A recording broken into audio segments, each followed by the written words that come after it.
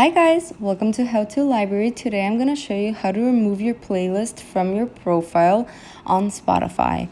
So right now I'm on Spotify's home screen. At the bottom you have a couple of icons. Home, search, your library, and premium. We're going to click on the your library icon. And this is going to take you to all of your playlists. So you have to choose what playlist you want to remove from your profile. So I'm going to go with playlist number 2. So I want to remove playlist number 2 of my profile, and right under the picture, there's an enhance, an icon option with like a person with a plus, and then there's a 3 dots option.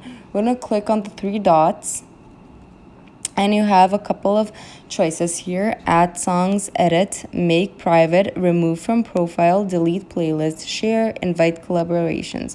So right now we just wanted to remove it from our profile. So we're gonna click remove from profile. And playlist is no longer displayed on your profile.